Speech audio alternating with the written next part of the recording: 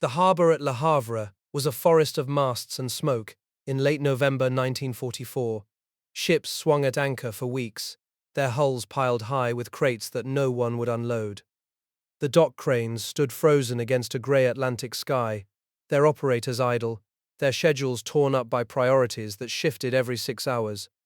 Ashore, in the forward command post of the chief quartermaster, a single statistic cut through the noise. 150 million packages of cigarettes were somewhere in the pipeline, yet the combat troops at the front had exactly 3 days of reserves remaining. The man holding the line against every demand for emergency action was Major General Robert M. Littlejohn. He refused to divert a single ton of shipping capacity from winter clothing to tobacco. Congressmen were demanding explanations. The press was running stories about GIs going without smokes in freezing foxholes. Littlejohn responded with a report that named another ship, one loaded with over 1 million blankets. It had been berthed at Le Havre 7 separate times and pulled away each time without discharging a single bale. The commander of the communications zone, Lieutenant General John C. H. Lee, read the report and personally guaranteed the quartermaster's service extra unloading berths at Rouen. The cigarettes would eventually get through, but the real question that crisis exposed had been festering since the earliest days of the American presence in Europe. How do you build a supply system capable of sustaining millions of men in combat, starting from nothing at all? The answer to that question stretched back to a wet January morning in 1942, when the first American troops stepped onto a dock in Northern Ireland and found their rations had never arrived. The date was the 26th of January. 4,058 men of the 34th Division came ashore expecting to find a 90-day stockpile of American food waiting for them. Instead, they found empty warehouses and a complete absence of any United States supply infrastructure. The depots that were supposed to receive and distribute their rations did not exist. The quartermaster personnel, who should have been managing those depots, were still on the other side of the Atlantic. The troops were in a foreign country, in the middle of a war, with no way to feed themselves. The Royal Army Service Corps stepped into the breach immediately. British quartermasters opened their own stores and began issuing the standard Home Forces ration to the Americans. The men of the 34th Division lined up for their first meal in the European theatre of operations and received a tray that looked profoundly alien. There was no white bread. There was no beef. There was nothing that resembled the generous 5.5-pound garrison ration they had trained on back in the States. The British regular ration weighed 3.25 pounds, barely more than half the American standard. Its staple was a dense, dark whole wheat bread baked from the national wheatmeal flour, a government-mandated recipe designed to save shipping space by eliminating grain imports. Alongside the bread came boiled potatoes, strong black tea, and a main protein of mutton or smoked fish. The caloric content was adequate, but the flavor profile was utterly foreign to young men raised on corn-fed beef and white sandwich loaves. Complaints began within hours and swelled into a chorus of discontent that echoed up the chain of command. The cultural shock extended far beyond the mess hall. American troops had arrived in the United Kingdom, expecting to find the familiar comforts of an English-speaking country: ice cream, Coca-Cola, razor blades, soap, writing paper, even toilet paper. What they actually found was severe wartime rationing restrictions that limited every one of those items. Laundries were shuttered because their workers had been conscripted into war industries. Trains ran unheated. Taxis had all but vanished. The Post Exchange, when it opened, was a naffy canteen stocked with unfamiliar British goods rather than the American products the troops craved. The accumulated disappointment settled over the camps like a damp wool blanket. General Littlejohn, newly arrived as chief quartermaster of the European theatre, recognized that this was a crisis of morale as much as nutrition. He entered into urgent negotiations with the British War Office, specifically with Major General Thomas W. Richardson of the Royal Army Service Corps.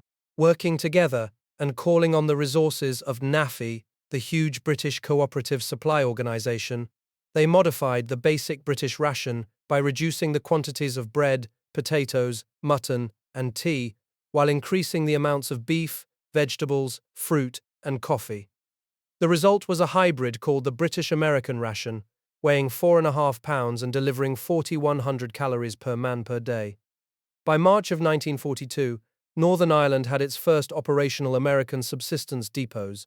The transition from the British American ration to a straight American ration began almost immediately in the north. The first shipments of canned goods, dehydrated vegetables, and packaged staples from the zone of interior began to flow into newly established quartermaster warehouses. Troops who had been grumbling for 2 months over mutton stew and smoked fish were suddenly sitting down to meals that tasted of home. The psychological lift was immediate and measurable. In England, the process moved more slowly. The depot network there was still under construction, and the transition would not be complete until the late autumn. Building that network required solving a cascade of physical problems that had never been anticipated. Refrigerated storage for frozen meats and dairy products was critically short on both sides of the Atlantic. Little John agreed to share British cold storage facilities rather than construct separate American warehouses. But this meant that American beef moved in British freight cars from the ports to British refrigerated warehouses scattered near American troop concentrations. Perishables were often shipped in insulated but unrefrigerated trucks and rail cars. If the trips were short, less than 2 or 3 days, the arrangement worked. When transportation broke down, as it frequently did, depot officers opened containers to find spoilage and waste, and the troops at the end of the line opened their mess kits to find thin, unpalatable meals. The depot system was not the only thing arriving late and incomplete. By May of 1942, General Lee had been forced to accept a painful reality. The worldwide shortage of trained service troops meant that many of the quartermaster units flowing into the United Kingdom were not ready for their assignments. They arrived partially trained, sometimes barely trained at all. Cooks who had never operated a field range, bakers who had never handled dough in quantity, supply clerks who could not read a requisition form. These were the men who were supposed to build and operate the logistical backbone of the coming invasion. The shortage was not a temporary problem. It persisted through the end of 1943, and very few of the service units reaching the theatre ever arrived fully prepared for their duties. The men worked 12-hour shifts on the docks and in the depot yards, unloading ships, stacking crates, and sorting supplies under blackout conditions. After their shifts ended, their officers had to find time for close-order drill, weapons familiarization, and the most basic instruction in quartermaster procedures. The training that should have been completed in the zone of interior was being crammed into exhausted evenings in a foreign country, with the enemy occasionally dropping bombs on the training grounds. Little John responded by establishing dedicated quartermaster schools at Shrivenham and Tidworth.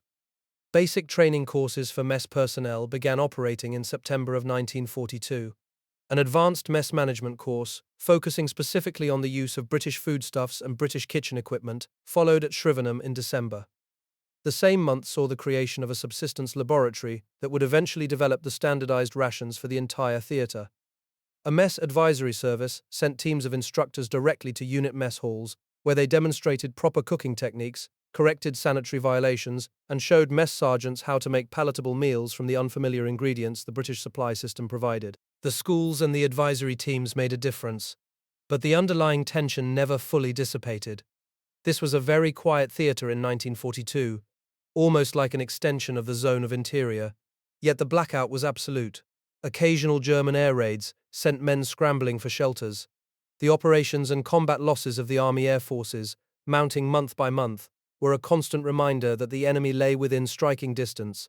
Ground combat troops went through field exercises of mounting complexity, practicing the skills they would need when the invasion finally came. Service troops practiced paperwork and depot procedures, knowing that their real test would not be a training exercise, but the actual loading and dispatch of an assault force across the English Channel. The quartermaster service that emerged from those first 6 months was born from improvisation. It had no prepared blueprint to follow, no existing depot network to inherit, and no pool of experienced personnel to draw upon.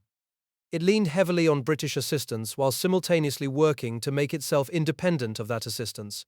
It accepted partially trained units because fully trained ones did not exist, and it built schools to complete their training in the field.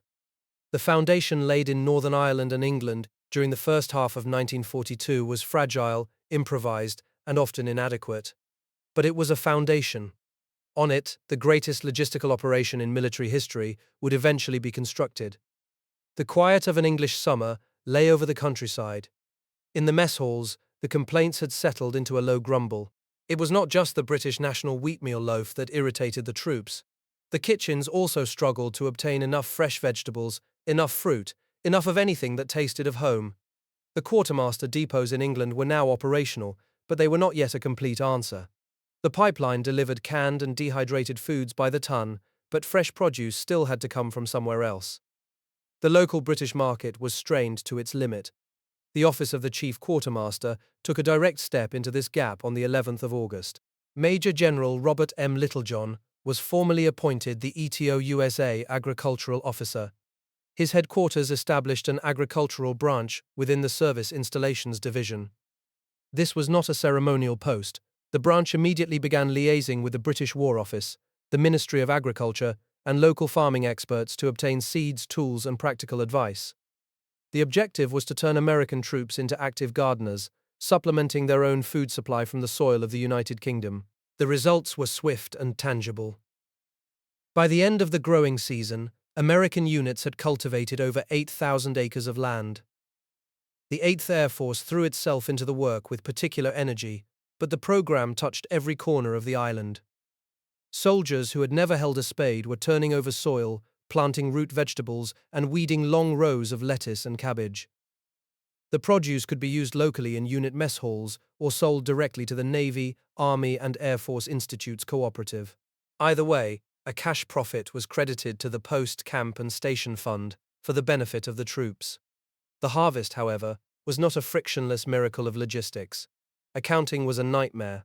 Troop units shifted constantly between training areas, and American soldiers often harvested crops that British soldiers had planted weeks before.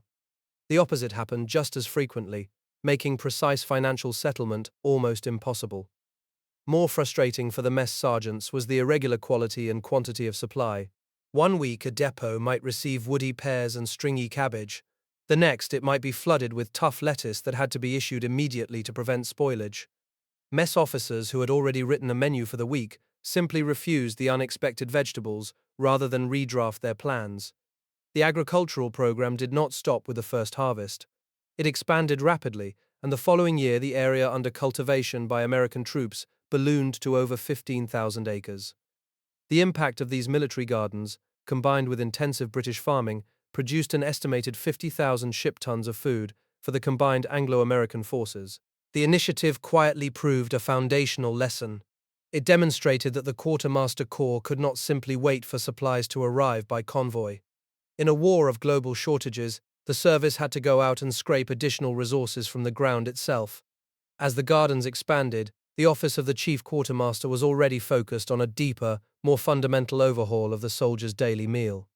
The transatlantic shipping situation was stabilizing, but every ton of cargo still had to be fought for.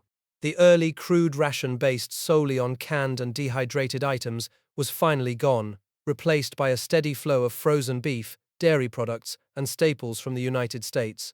The Quartermaster Corps had built a massive shared refrigerated storage network in partnership with the British. The next task was to formalize exactly what went onto the plate, and to do so with scientific precision. The sharpest point of tension remained the bread.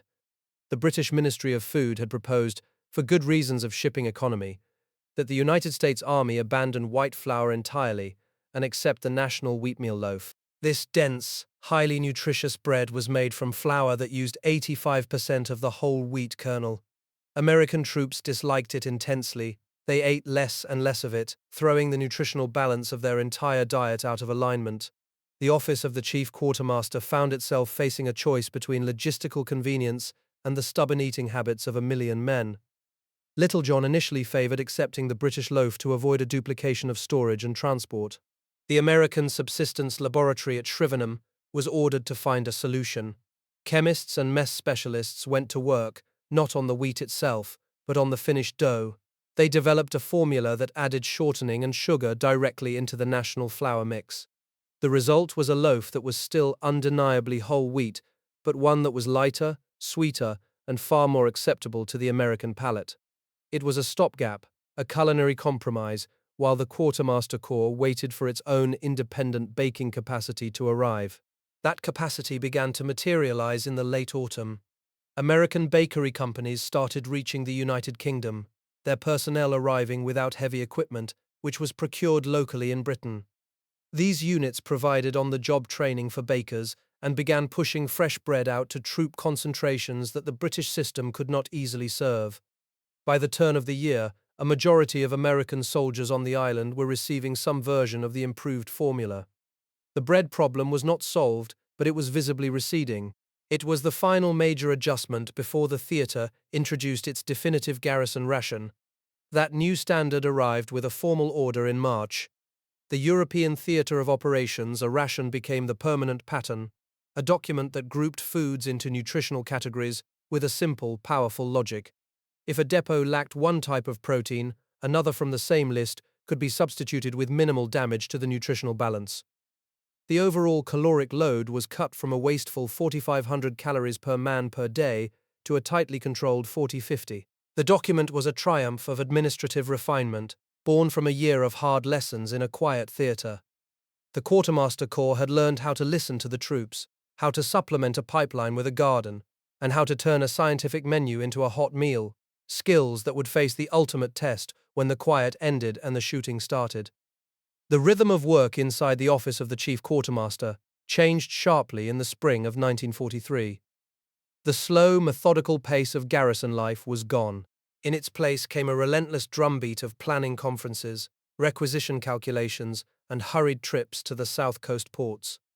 The Bolero build-up had filled the British Isles with men and materiel. Now the question was how to deliver those resources across the Channel in a single violent thrust. The Quartermaster Corps was no longer a housekeeping organization in a quiet rear area. It was the logistical backbone of the largest amphibious assault ever conceived. The most immediate unresolved problem lay inside a small cardboard carton that would soon be stacked by the tens of thousands in marshalling areas across southern England.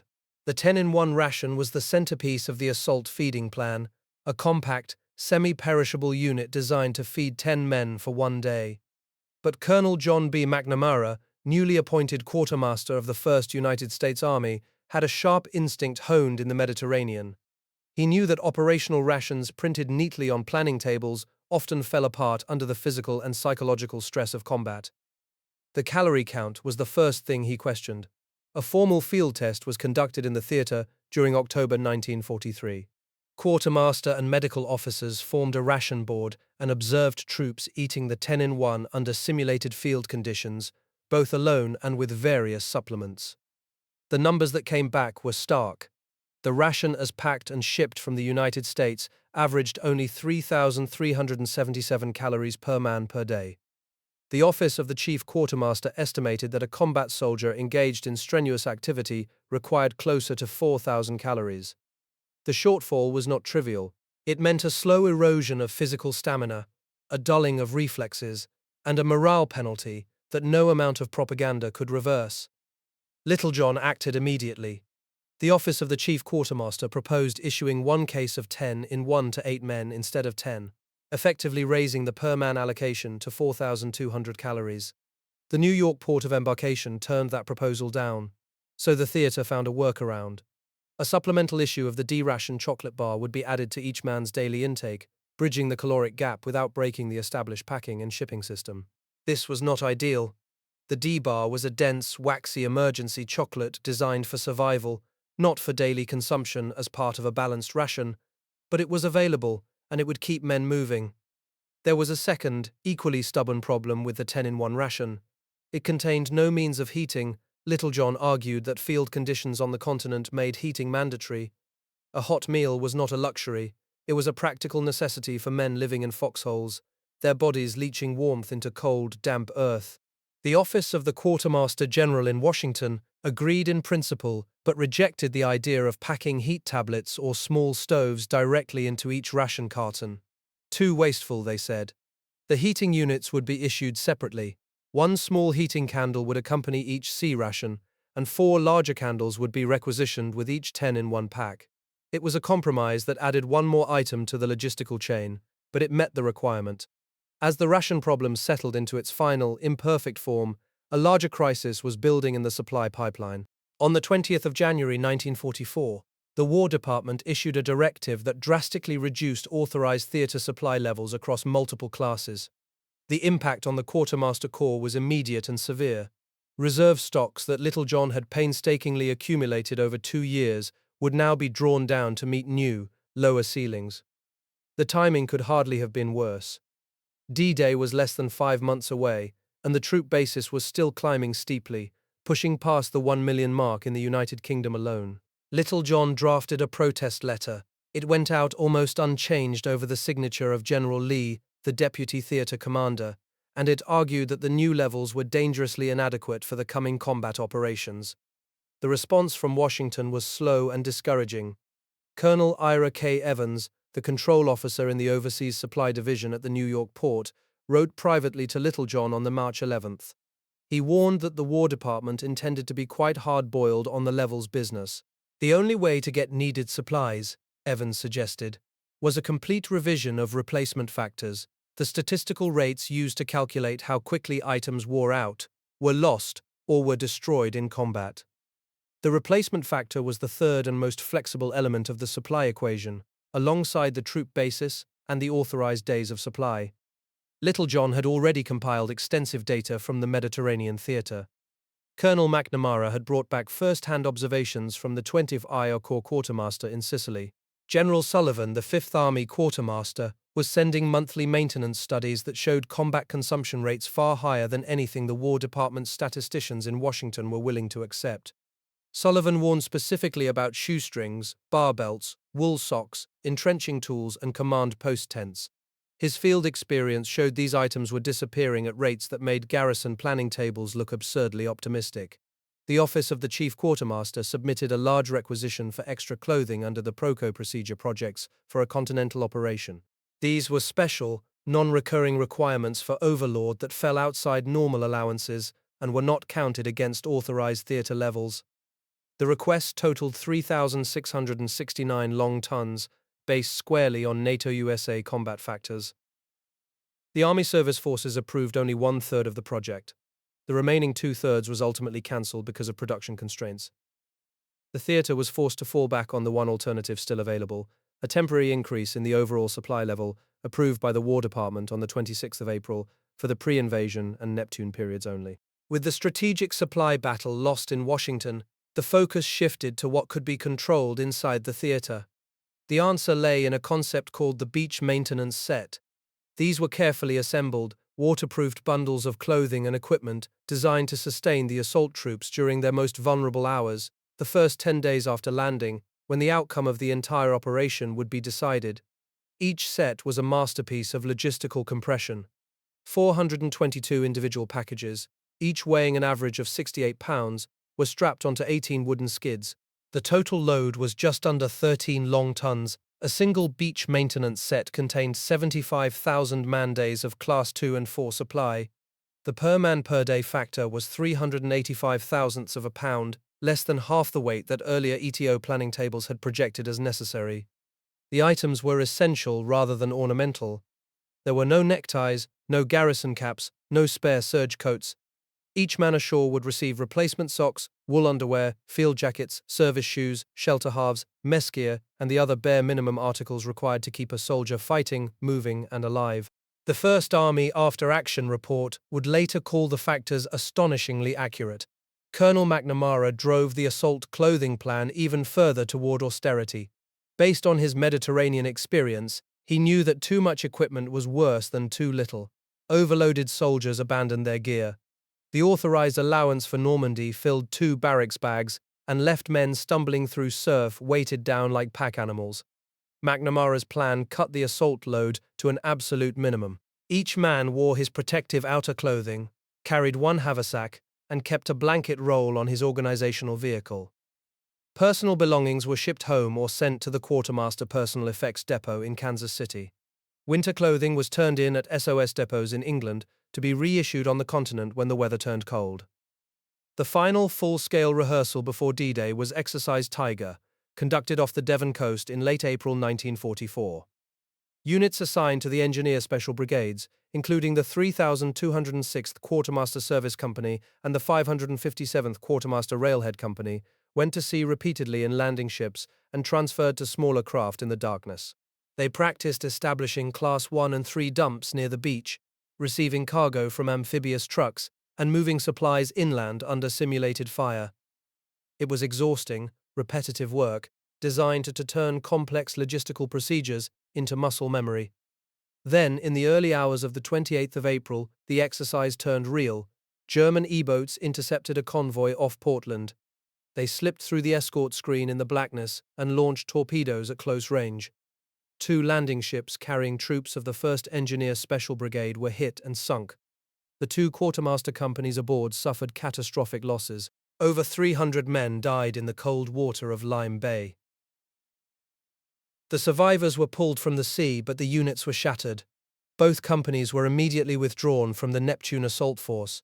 Replacements had to be found, re-equipped, and integrated into the landing plan on a schedule that allowed no margin for delay. The disaster exposed serious deficiencies in command arrangements and emergency procedures, but it also validated the painstaking preparations of the preceding months. The quartermaster units that had trained for the assault knew their tasks, even if the exercise had cost them irreplaceable comrades. By early May, the final adjustments were complete. The beach maintenance sets were staged in the Bristol Channel depots. The 10-in-1 rations, with their supplementary D-bars and separate heating candles, were stacked in waterproofed skid loads. The 15.5 million jerrycans that Little John and his purchasing agent had estimated by discarding their slide rules were filled with gasoline and waiting at the hards. The arsenal was ready. The convoy had been at sea since the early hours of June 6th. Aboard the landing ships, the men of First Army carried exactly what Colonel McNamara had prescribed months earlier: a single D ration bar, 1K ration pack, and 4 candle-type heating units on their belts. Their haversacks held 3 more operational rations per man. They wore protective clothing that had been impregnated against gas. The herringbone twill jackets and trousers that had become standard issue in the final rehearsals. The assault plan assumed that no unit would draw rations from the beachhead supply system until its 3rd day ashore. During those first 72 hours, resupply would flow in on a strict ratio: 60% C rations and 40% K rations, packed in waterproofed packages on wooden skids. The quartermaster planners had calculated that this mix would provide enough calories and enough variety to sustain combat troops through the initial fight for the beach exits and the first hedgerows beyond. On D+4, the 10-in-1 rations were scheduled to begin arriving. These larger cartons, each designed to feed 10 men for 1 day, represented the first step back toward normal feeding. Each case was accompanied by 4 larger heating candles, packed separately as a compromise that had been hammered out months earlier in London. The supplemental D-ration chocolate bars were also in the pipeline, the workaround that bridged the caloric shortfall discovered during the October field tests. The beach maintenance sets followed close behind. Each set arrived as a unit: 422 waterproofed packages strapped onto 18 wooden skids, total weight nearly 13 long tons. Inside were 75,000 man-days of replacement clothing, equipage, and general supplies, the Quartermaster Corps' Class 2, clothing and individual equipment, and Class 4, construction materials. No neckties, no garrison caps, no spare serge coats, only what a man needed to keep fighting after his original equipment was lost, torn, or worn through. Every vehicle that rolled off the landing craft carried its own fuel in 5-gallon jerrycans. The bulk gasoline system that would eventually pump fuel forward through pipelines had been planned for D+30, but until then, every drop of gasoline moved as package cargo. The forecast of 1.9 gallons per man per day had been built into the loading tables, and the 15.5 million jerrycans that Littlejohn and his general purchasing agent, Brigadier General Wayne R. Allen, had estimated were already being cycled through the shuttle of landing craft, crossing the channel. Behind the assault waves, the 2 quartermaster companies shattered in Exercise Tiger had been replaced. New units had been pulled from the reserve pool, integrated into the Engineer Special Brigades, and briefed on their duties during the final weeks of May. The loss of trained men could not be fully remedied, but the beach organization was intact. The supply chain that had been planned across 18 months of argument and improvisation was now committed to the test of sand, tide, and German fire. The storm struck on the 19th of June. For 3 days, a gale of unusual violence pounded the channel, heaving landing craft against the improvised piers of the Mulberry harbors and snapping the steel cables that held the floating roadways in place. The artificial port on Omaha Beach was damaged so severely that engineers later declared it beyond repair. Unloading stopped almost completely. Ships carrying rations, clothing, and pall swung at anchor offshore, while the beaches themselves were scoured by waves. The quartermaster dumps behind the beach were little more than piles of supplies covered with tarpaulins. When the wind tore the coverings away, cardboard cartons of sea rations and 10-in-1 packs were soaked through. Paper labels dissolved. Waterproofed ammunition boxes protected some items, but the elaborate system of segregation and inventory that had been practiced in England collapsed under the combination of enemy action and weather. The lodgement area was still dangerously shallow. All the main depots were strung along the single paved highway between Valognes and Bayeux, the same road that carried every tank, every truck, and every ambulance moving toward the front. The depots controlled by the advance section sat within 20 miles of the forward positions, intermingled with the supply dumps that First Army had established for its own divisions. There was no room to expand, and no rear area to expand into. Yet the 14-day reserve of Class 1 and Class 3 supplies, the benchmark that had been set for D+41, was actually on hand when that date arrived in mid-July. The achievement owed little to orderly logistics. It was a product of the slow tactical advance through the hedgerows. The daily consumption of POL and ammunition had been lower than forecast, and the beaches, despite the storm, had continued to discharge cargo whenever the weather allowed. The organizational tension on the beachhead was growing sharper. First Army refused to draw a rear boundary and release the depots to communications zone control. The plan had assumed that a geographical expansion would push the combat troops forward and leave the supply installations under the authority of the advance section and the forward echelon. But the geography had not expanded. The depots that were supposed to transfer to ComZ remained under Army control because they were the only depots in existence. The result was friction at every level of command. The forward echelon had arrived near Valognes as early as the 18th of June, but it had no function, no territory, and no authority. Its commander, Brigadier General Harry Vaughan, pressed for the transfer of depots. First Army refused.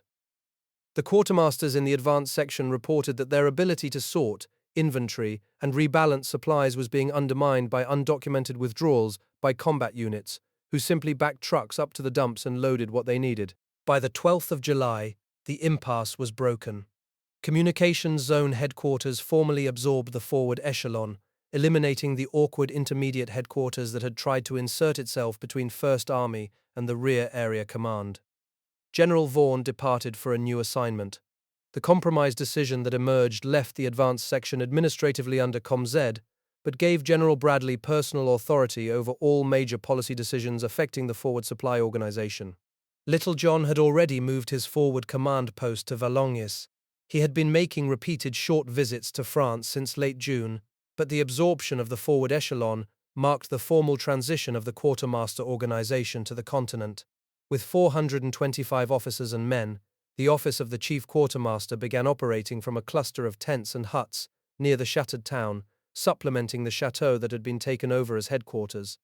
The quartermaster section of the forward echelon had always functioned as an advance party of the main office, rather than as part of a separate headquarters. The transition was therefore orderly for the quartermaster service. Direct teletype communications with the United States were installed in the new command post, and the central stock record file that Little John considered his primary instrument for controlling supply operations was re-established on French soil. The situation those records revealed was sobering. The tactical stalemate in the hedgerows had allowed supplies to accumulate, but the destruction caused by Allied bombing before D-Day was now working against the supply system. The railroads and bridges that connected the beachhead to the interior had been methodically wrecked by the tactical air forces as part of the campaign to isolate the battlefield. Every rail line leading south and east had been severed at multiple points. The engineers needed colossal quantities of bridging equipment, rails, ties, and crushed stone to repair the damage. Their requisitions received top transportation priority. Quartermaster supplies, clothing, rations, replacement equipment for the depots that did not yet exist were pushed down the priority list and often left sitting on the beaches or stacked on the docks at Cherbourg, which had begun limited operations on the 16th of July. The effect was a distortion of the entire supply pipeline that would persist for months. The Quartermaster Corps could calculate its requirements with increasing accuracy. It could stage supplies at the ports and beaches, but it could not move them forward.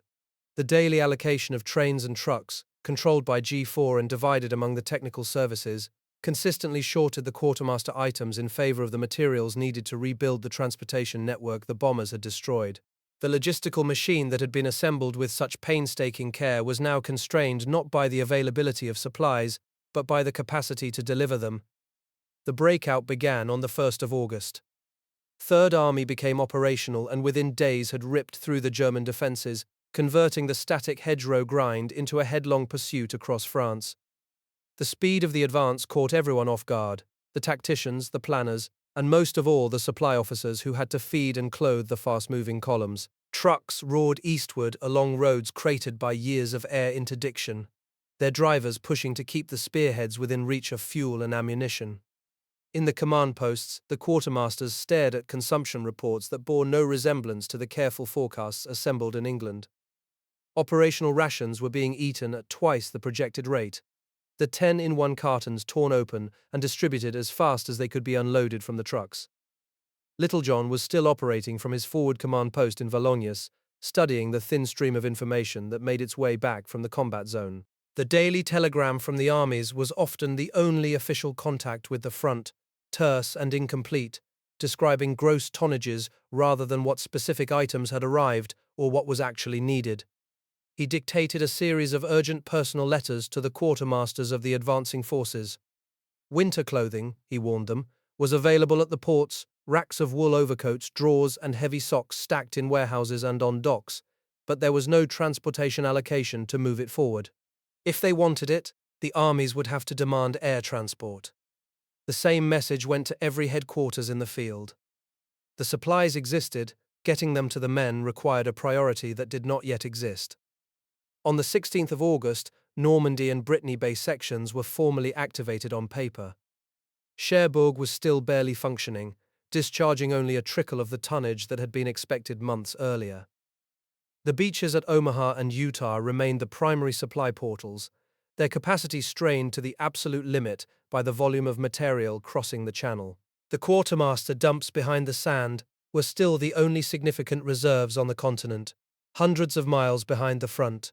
Clothing consumption had doubled since the hedgerow fighting, the constant movement and exposure grinding uniforms and boots to rags far faster than replacement factors had predicted. Every requisition that arrived at the port depots was met with the same answer. The items were available, but they could not be shipped forward until transportation was allocated. By mid-September, the full dimensions of the logistical crisis had become clear. Operational rations were being consumed at twice the planned rate, the 10-in-1 cartons disappearing into the columns as fast as they could be delivered. Clothing consumption was running 2.5 times the forecast. The pursuit had outrun every supply plan, every depot site, every assumed rate of advance. Little John drafted a formal recommendation to G4 Communications Zone, urging the establishment of intermediate depots at Reims, Paris, and the Nancy-Liège corridor. The line of communications was now over 400 miles long, he pointed out, and the coming winter would shut down the beaches entirely. Without forward reserves, the armies would freeze and starve, even if the ports were overflowing. The recommendation was filed. No depots were authorized.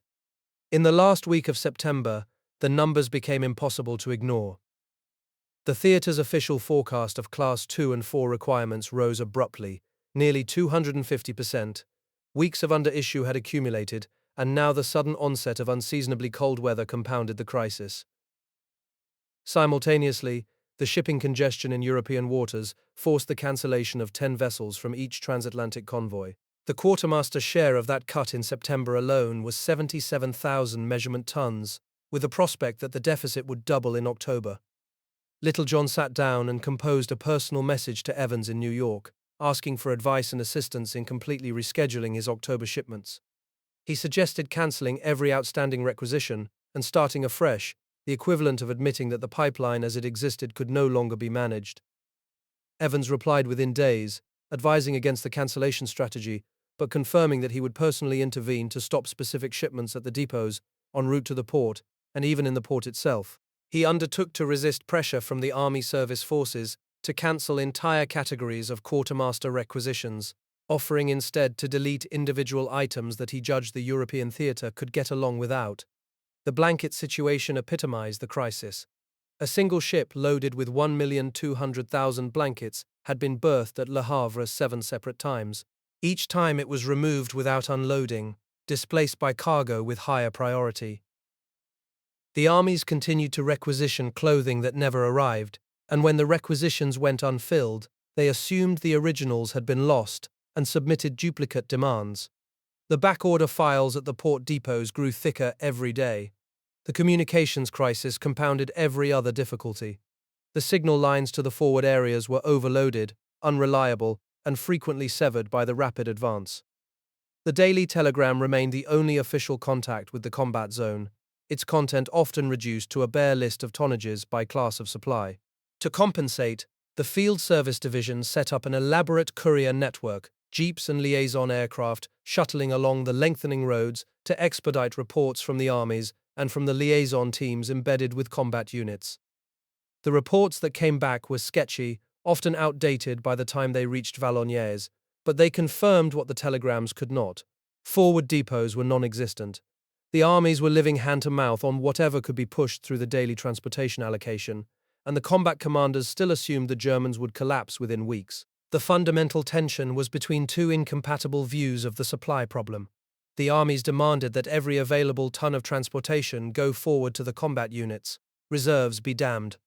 The quartermasters argued that without intermediate depots, without a buildup of stocks at Reims and Nancy, the pipeline would remain brittle and unresponsive, regardless of how much tonnage was allocated. Both sides were feeding on unrealistic expectations. The tactical commanders insisted the war would end before Christmas. The logisticians knew that even in victory, the troops would need food and clothing and shelter, and that the hand-to-mouth system could not survive the winter. Through October, this debate played out in daily allocation conferences, in telegrams, in the courier pouches that bounced along the cratered roads between Valognes and the distant front. The logistical vacuum created by the pursuit across France had stripped the quartermaster corps of its margin for error. Reserves that should have been stockpiled in forward depots were still stacked on the beaches or circling in the channel approaches. The armies, outrunning their supply lines, had consumed their initial issues of clothing and were now demanding replacements that could not be delivered in the quantities needed. The distortion of the transportation system, engineer priorities dominating every allocation, meant that even when supplies arrived at the right port, they could not be shipped the last 400 miles to the men who needed them. The stage was set for a bitter winter, and the fight over tonnage allocations was only beginning. The numbers coming in from the armies that October were not estimates any longer. They were a direct measurement of a pipeline breaking open. Clothing consumption had been running at 2.5 times the forecast since the hedgerow fighting in Normandy, and the pursuit across France had burned through operational rations at double the planned rate. Now unseasonably cold weather settled over the front, and the same men who had turned in their winter clothing at depots in England before D-Day were still wearing the light field jackets they had carried ashore in June. The requisitions piled up in the military planning division at Valognes, and every one of them was answered with the same grim refrain. The supplies were available at the ports, but no transportation tonnage existed to move them forward. The harbour at Le Havre had become a monument to frustration. Ships swung at anchor for weeks, their holds crammed with quartermaster cargo that could not be discharged because higher priority vessels kept displacing them at the limited unloading berths. One Liberty ship, loaded with more than 1 million wool blankets, had been berthed 7 separate times. 7 times the hatches were about to be opened. 7 times a higher priority vessel arrived, and the blanket ship was pulled off the dock and sent back out into the roadstead. In the forward areas, men slept under shelter halves that trapped no warmth. The blankets they needed were visible from the signal tower at Le Havre, but they might as well have been in New York. From his command post in the tent city at Valognes, Major General Robert Littlejohn studied the situation with growing alarm. The line of communications was now over 400 miles long. Utah and Omaha beaches would have to shut down soon as winter storms made open beach, unloading impossible. Cherbourg was operating, but at a fraction of its planned capacity. There was exactly one way to prevent a supply catastrophe during the coming cold months: intermediate depots, positioned forward of the beaches, stocked with reserves that the armies could draw upon without hauling every single item across the full length of France. On the 6th of October, Littlejohn put his recommendation in writing to the G4 of Communications Zone. The proposal called for a Class 2 and 4 depot at Reims, perishable Class 1 and post-exchange supplies at Paris, and full-class installations at Nancy and in the Liège-Namur corridor.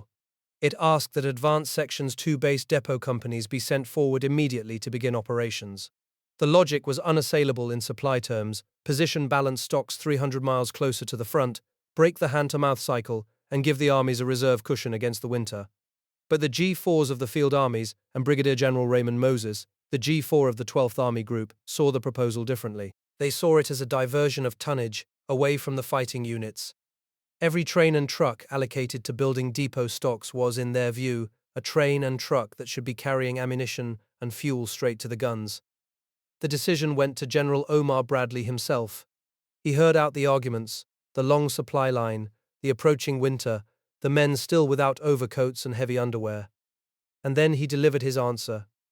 The men are tough and can take it. There would be no intermediate depots. Tonnage would continue to flow directly from the beaches to the armies, with nothing set aside to build a forward reserve. Little John accepted the ruling, but he understood exactly what it meant. When the winter hit in earnest, the Quartermaster Corps would have no margin for error and no stockpile to break a crisis. Through October and into November, the predicted crisis materialized. The armies, receiving no word on the fate of their unfilled requisitions, simply submitted new ones for the same items. Backorder files at the port depots swelled into a bureaucratic labyrinth. A single request for wool socks might generate 3 separate shipments from 3 different depots to 3 different regulating stations, none of which knew about the others. Meanwhile, the ships kept arriving from the United States, and the backlog of undischarged cargo grew. The fundamental rift between the combat commanders and the logisticians had hardened into a paralysis. Each side was acting rationally within its own frame of reference, and the net result was that winter clothing sat at anchor while the men, it was meant to protect, waited in the cold.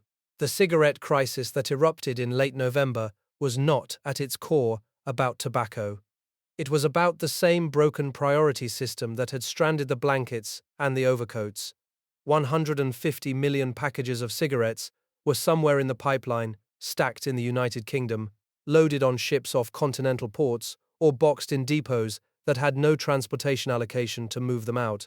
But the combat troops in France had only a 3-day reserve, and the ration accessory convenience kits that normally carried a pack of smokes with each operational ration were nearly exhausted. The shortage hit the headlines back home, and a congressional delegation visiting the theater demanded an explanation. Little John could have broken the impasse with a single administrative stroke.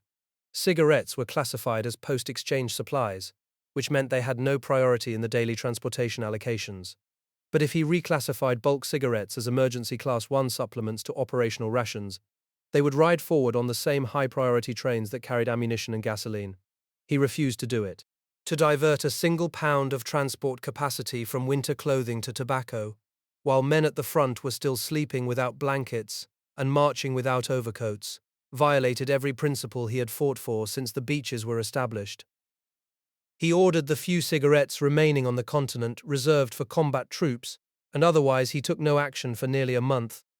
When the congressional pressure became impossible to ignore, Little John submitted a formal report that laid out the choice in brutal clarity.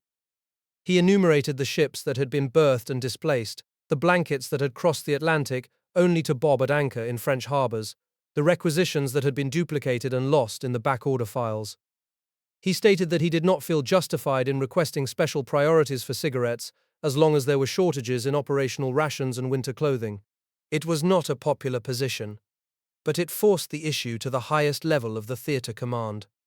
General John C. H. Lee read the report and understood its implications. On his personal authority, he guaranteed the Quartermaster Corps a special allocation of 5 extra unloading berths at the port of Rouen. The cigarette shipments would eventually get through, not because cigarettes had been elevated in priority, but because more ships could now be discharged simultaneously. The blanket ship, at long last, was brought to a dock and its hatches opened. The tobacco crisis passed from the front pages, but Lee's intervention, decisive as it was, had merely opened a valve in a system that remained fundamentally misdesigned. The daily allocation of trains, the Army first priority that starved the depots, the absence of intermediate reserves, all of it was still in place. The episode had one lasting effect. It made visible, in terms that generals and congressmen could not ignore, the structural flaw at the heart of the supply pipeline. Transportation tonnage was being allocated on a daily basis through a process that treated each army's requisition as a separate bid, with no mechanism to ensure that forward depots ever received enough to build working reserves. The armies defended the system because it gave them control.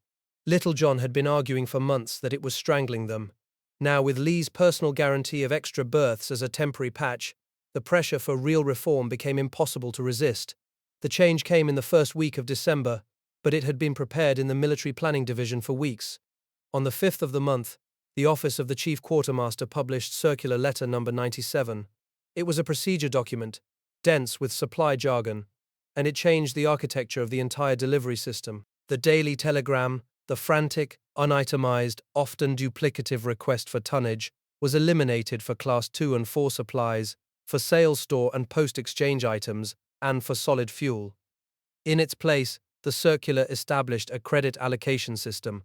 Each major command received a fixed credit at designated intermediate depots. The depots could honor requisitions directly without referring back to the central office. So long as the credits were not exceeded, the machinery was elegant in its simplicity. Instead of fighting for tonnage every 24 hours, the armies knew exactly what they could draw over a 20-day period. The regulating stations received copies of every allocation and could track whether a requisition had already been filled, eliminating the spiral of duplicate orders. Controlled items, wool blankets, winter jackets, Arctic gloves, and a few other critically scarce articles remained under centralized review, but the vast bulk of routine supplies now flowed through a channel that was no longer subject to the daily tug-of-war over trains and trucks. The backorder files, which had swollen into a quagmire of redundant paperwork, could finally be reconciled and cleared. The effect on the staff in Valognes was immediate and physical. The Military Planning Division had been running on courier pouches and midnight telegrams for months, its officers tracking shipments by hand across a 400-mile gap. Now the credit allocations provided a framework that everyone understood. The Field Service Division could shift its attention from chasing lost cargo to training the new depot companies that were finally being sent forward. Little John had not won the fight for intermediate depots in October, but the credit system created a functional equivalent. The depots at Reims, Nancy, and Liège-Namur might not have been officially designated as his reserve installations, but they began to fill in any case, because the new procedure made it possible to send supplies there without starving the armies at the same moment. By mid-December, the logjam at the ports had begun to ease. The Transportation Corps had finally been given responsibility for coordinating supply movements from shipside to army dumps, taking over the messy daily allocation function that G4 had clung to since Normandy. Tonnage was now allocated on a monthly basis, and the technical services could plan their shipments with at least a rough predictability. It was not yet the concrete, business-like basis that Little John had demanded, but it was moving in that direction.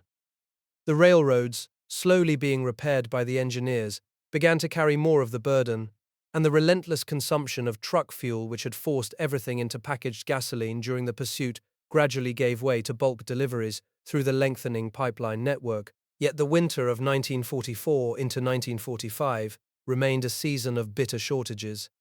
The credit system reduced confusion at the ports, but it could not manufacture supplies that had never been requisitioned in sufficient quantity.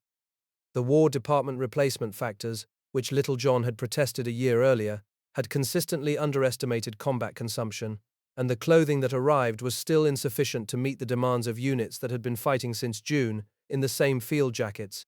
The armies, now fighting in the Ardennes as the German counteroffensive shattered the quiet of December, burned through equipment at rates that no credit system could keep pace with.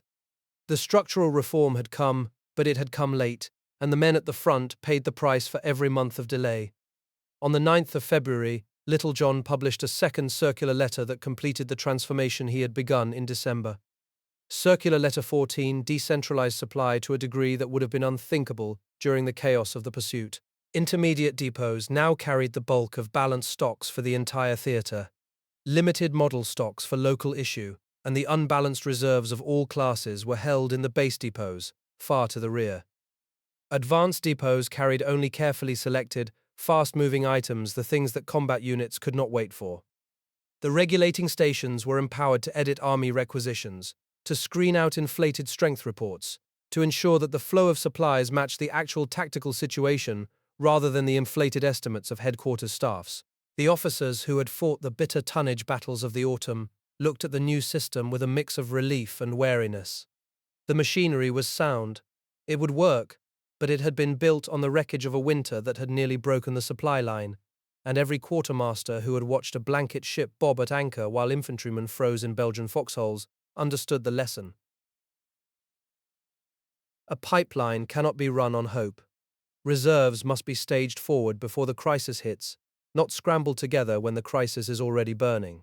The war in Europe was not yet over, and the Quartermaster Corps had learned, at tremendous cost, that the gap between a supply arriving in theatre and a supply reaching a soldier's hands could be measured in weeks, in months, or in the cold endurance of men whom the generals judged tough enough to take it. The machinery of the new supply system began to mesh with the daily rhythm of the armies in the late winter of 1945. Circular Letter 14, published on the 9th of February, had completed the decentralization that the credit allocation system began in December. Intermediate depots now carried the bulk of balanced stocks for the entire theatre. They held wool blankets in sized runs, field jackets arranged by chest measurement, and operational rations stacked by type and calorie count. Advanced depots, positioned closer to the moving front, carried only the fastest moving items and could close out in hours when the armies lurched forward again. The regulating stations became the critical editing point in the flow of requisitions. Officers stationed there now had the authority to question inflated strength reports before forwarding demands to the depots. A division, claiming 12,000 men for rations, when its morning report showed 9,400, would find its requisition trimmed. The jeeps assigned to each station carried inspecting officers forward to verify unit strengths and observe actual consumption rates. The system was no longer a passive rubber stamp. It actively screened demand before supply moved. The armies accepted the new procedures with cautious relief. Colonel James W. Younger, the 12th Army Group quartermaster, had worried that intermediate depot editing would delay shipments. But the opposite proved true. Requisitions that once disappeared into the backorder labyrinth now received prompt acknowledgement and firm delivery dates. The Transportation Corps, now controlling monthly tonnage allocations, routed shipments with predictable scheduling. A request for wool socks no longer generated 3 separate shipments from 3 different depots. The spiral of duplicate ordering that had clogged the ports through the autumn finally began to unwind. The Continental Procurement Program, however, was running into the hard limits of a shattered economy. In February, a production branch was established within the procurement division to expedite raw materials from the ports to French and Belgian factories. Sheet steel, cotton, wood pulp, and wool were allocated from American stocks and shipped forward. The factories were willing, the labor was available, but the coal was not. French mines were still recovering from years of German exploitation, and every ton of coal that went to a textile mill was a ton that did not heat a Paris apartment or power a railway locomotive. The industrial programs barely turned their first spindles before the war in Europe ended. Scheduled deliveries of quartermaster supplies from continental sources for the entire year of 1945 had a projected value of $210 million. Supplies actually received through the 30th of June were worth $14.5 million. The Jericon plants in France, expected to produce 150,000 cans in May, were still shaking down their assembly lines when the German surrender came. The raw materials had arrived, the contracts had been signed, but the coal barges never reached the factory sidings in sufficient numbers. Colonel Thomas V. Barber, the chief of the OCQM Procurement Division, and his procurement officers now had to plan not merely for the support of the occupying forces, but for the systematic rehabilitation of the industrial base that had once clothed and fed the German army. The Production Control Division, eventually staffed by 762 officers and enlisted men, set up its headquarters at Frankfurt under the newly promoted Brigadier General John Franks. The numbers on VE Day, the 8th of May, were almost impossible to comprehend. The office of the Chief Quartermaster was directly supporting 7,629,000 persons. Within that staggering total were 2,835,000 prisoners of war, fed 3 times daily from quartermaster stocks. Another 1.5 million displaced persons, many of them stateless, were receiving rations and clothing, while their legal status was slowly untangled. The Quartermaster Corps was running what amounted to the largest institutional feeding operation in human history, and it was doing so with a military labor force of only 57,800 American soldiers. The remaining labor came from the prisoners themselves. By May, prisoners of war comprised 46% of all quartermaster personnel in the communications zone, approximately 115,000 men. They worked in the depots, on the docks, in the bakery companies, and in the salvage sortation sheds. The legal objections that had restricted their use in the summer of 1944 had been steadily relaxed by the judge advocate. The security problems, once feared by installation commanders, had proved largely imaginary. The prisoners were fed adequately, worked steadily, and rarely caused trouble. The end of hostilities triggered an immediate cancellation of contracts across the continent. The large industrial procurement projects that had been set in motion during the winter were cut off before their output could reach the depots. Raw materials that had crossed the Atlantic in slow convoys arrived at the ports of Le Havre and Antwerp and were declared surplus. Wool bales that had been destined for French looms were stacked in warehouses, and their requisition numbers were struck from the books. The production program had been a hedge against a longer war, and when the war ended sooner than expected, the hedge proved unnecessary. In the American zone of Germany, the Quartermaster Corps now faced its most complex administrative challenge. The military districts established under the occupying armies had no base sections, no intermediate depots, and no established supply lines. The production facilities that had survived Allied bombing had to be inventoried, their labor forces located and fed, their raw material stocks catalogued. The Office of the Quartermaster, Occupation Forces, Germany, was established at Frankfurt on the 20th of June to supervise the textile mills, the tanneries, the food processing plants, and the ceramics factories. The pipeline that had been built to sustain an invasion was now being reversed to sustain a conquered population. The system that emerged from the final winter of the war was fundamentally different from the one that had landed at Normandy. It was decentralized, with decision-making pushed down to the intermediate depots and regulating stations. It was multinational, relying on French civilian labor, Belgian factories, and German prisoners of war. It had learned, through bitter experience, that forward reserves were not a luxury but a necessity. The central stock record file, which Little John had refused to decentralize even after the supply situation stabilized, remained the single authoritative inventory for every blanket, every pair of shoes, and every 5-gallon jerrycan in the theater. In the spring of 1945, Colonel Ira K. Evans, who had fought the War Department's supply restrictions from his desk at the New York port, arrived in the European theater as Deputy Chief of Staff for Planning and was promoted to Brigadier General, bringing the transatlantic supply partnership full circle just as the war in Europe reached its end. Colonel John B. McNamara, after guiding First Army's supply through the Normandy assault and the winter crisis, returned to the United States and later served as quartermaster of the Army Field Forces, his combat logistics doctrine enshrined in the post-war manuals. If you have a family connection to the Quartermaster Corps in Europe, or if someone in your family worked the docks, the depots, or the bakery companies that kept the armies moving, we invite you to share those stories in the comments below. These institutional narratives come alive through the voices of the people who lived them. Please subscribe to the channel and give this video a like to support our ongoing work documenting the logistical foundations of the Second World War.